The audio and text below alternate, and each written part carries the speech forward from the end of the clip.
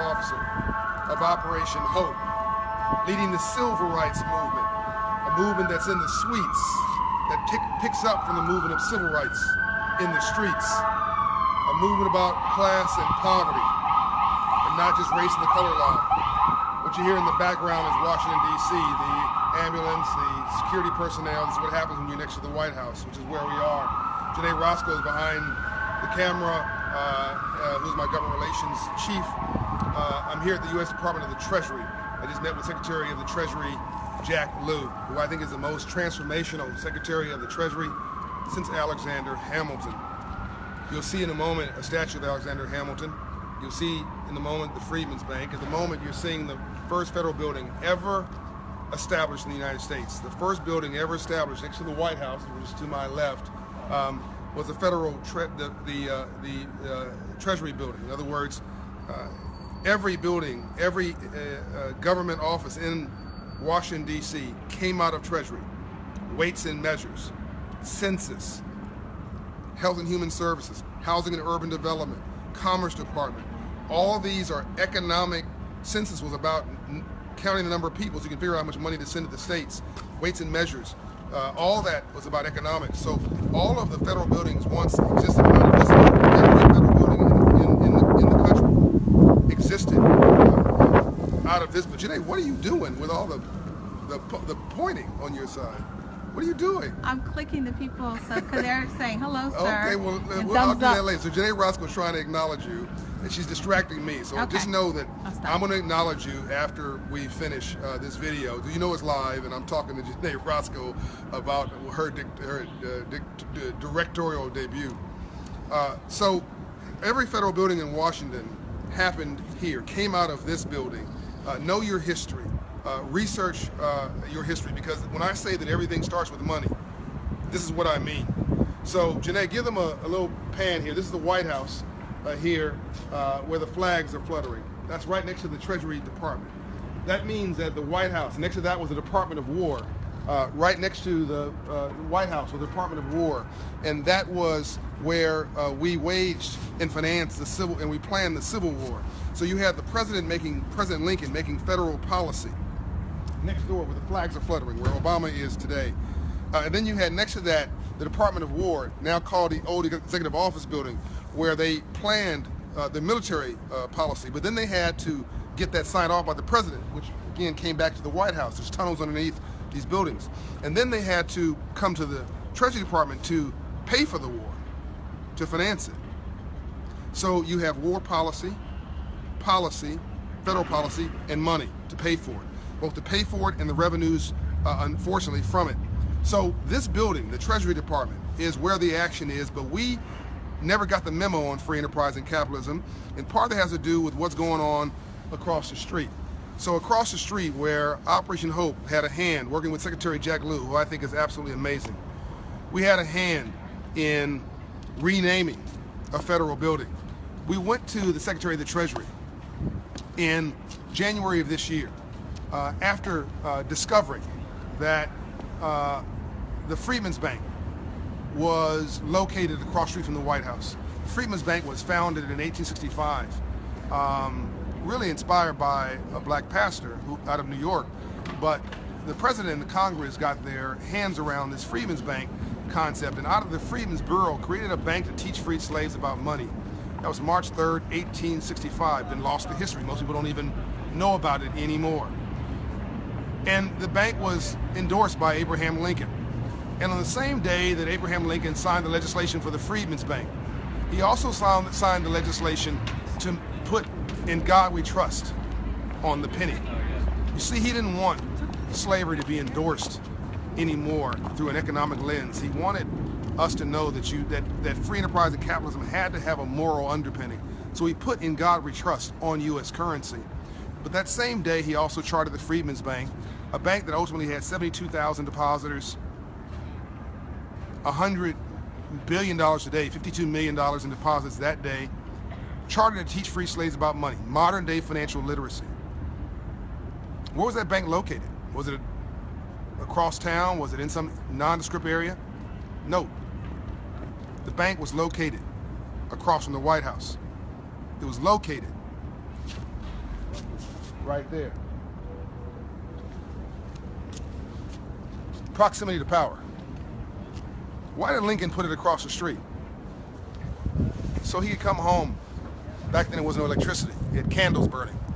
He could go up to the residence at night and look out the window and see the candles burning and make sure people were working at the Freedman's Bank for the benefit of the new America, a moral America, a reset America, where banking became a moral calling and free enterprise was able to be extended to the least of these God's children, poor people who did all the work to build this country for free, to be given an opportunity for true liberty.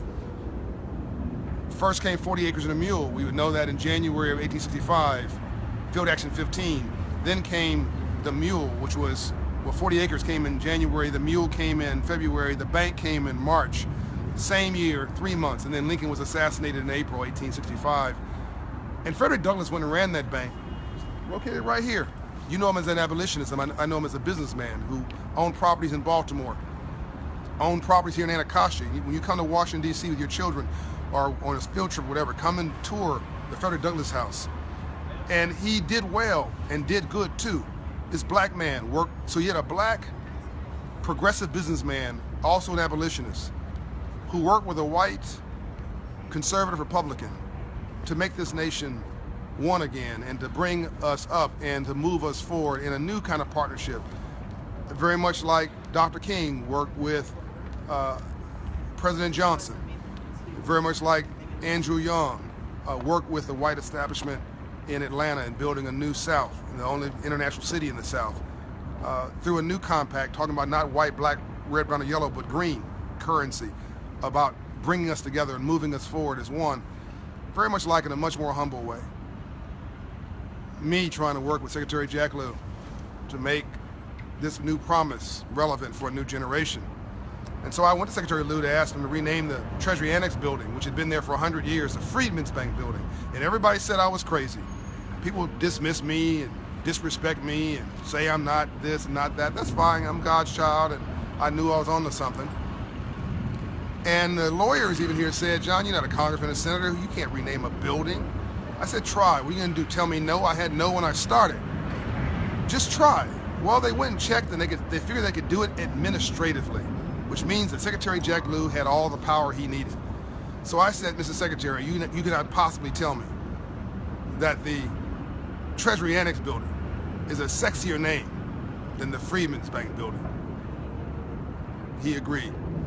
And on January 7th of this year, 2016, 151 years from the Freedman's Bank, Abraham Lincoln, run by Frederick Douglass to help former slaves to get their dignity back and to move us back into the mainstream economy by making us builders, owners, entrepreneurs, small business owners, stakeholders, so we could put a crop in the ground, grow that crop, finance that crop, take care of our children, take care of our families, become landowners and stakeholders. He was trying to bring America back together again, killed 151 years ago this March.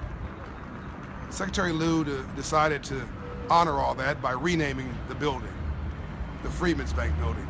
So when you Google search or Chrome search, whatever you do today, do it on your lunch break right now, or if you're on the West Coast, or do it on your dinner break this evening, just search your computer and you won't find the Treasury Annex building anymore, which is that building for 100 years. You'll sign it says the Freedman's Bank building. That's our legacy. That's our living legacy, and today we've honored Secretary Lew. I came to meet with him, tell him thank you personally. We had a wonderful meeting, most of which I cannot share, but we had a very substantive meeting, and he's given me some suggestions of how we go forward and continue to make promises I made to you and others real. That we're living in a moment in history, but history never feels historic when you're sitting in it. It just feels like another day. But it takes 25 years to look back at a moment and say it was historic. This is that moment. So we're going to open 1,000 Hope Inside locations, ladies and gentlemen. Hope Inside of bank branches, grocery stores, big box retailers, houses of faith, government offices. At Ebenezer Church, which is where we're currently headquartered. At the Detroit Medical Center in Detroit, Michigan.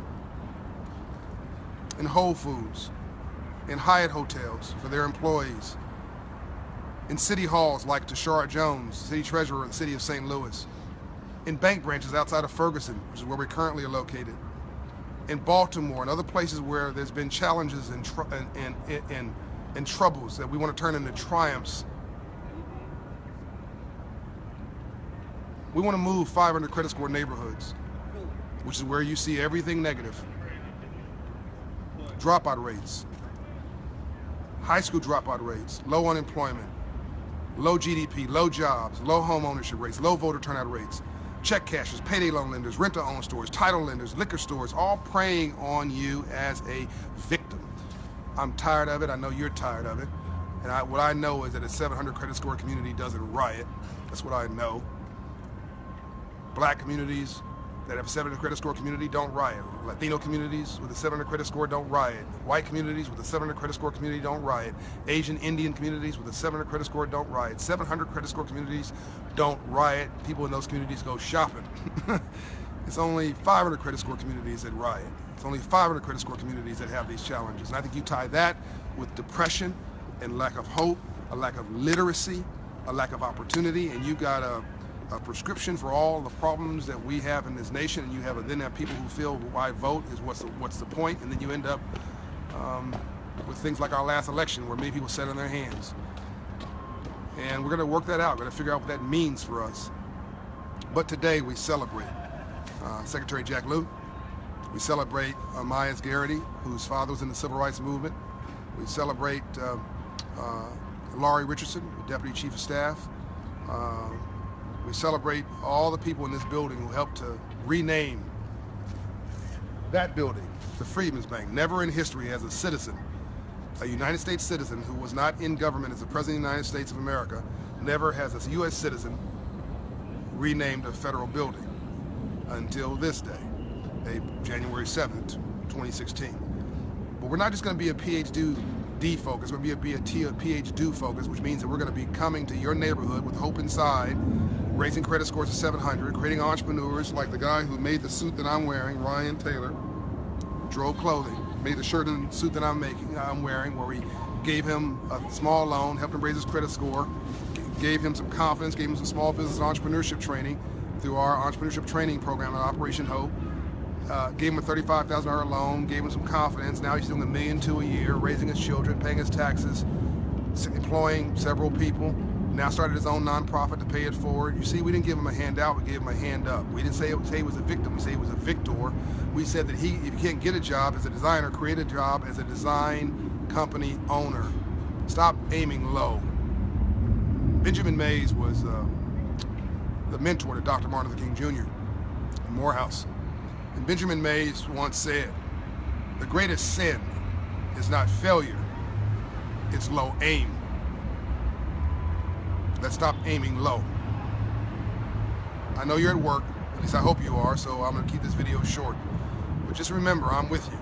This is the new movement, from civil rights to civil rights. It's moving in the suites, not the streets. It's about a hand up, not a handout. It's about empowering you and teaching you how to fish so you can do for yourself. This is a Straight Talk series. John Hope Bryan, unbought, unbossed, unbiased, coming to you straight and no chaser with much love and confidence in your future aspiration. Your little black boy from Compton, California, born to Johnny Will Smith and Juanita Smith, meeting with the Secretary of the Treasury, advisor to the last 3 U.S. presidents, renaming a federal building, and now boldly calling forth 1,000 locations, urban and rural, black and white communities, to help set you free with a new reality. Don't tell us what we cannot do. I'm out. I'll answer your comments later.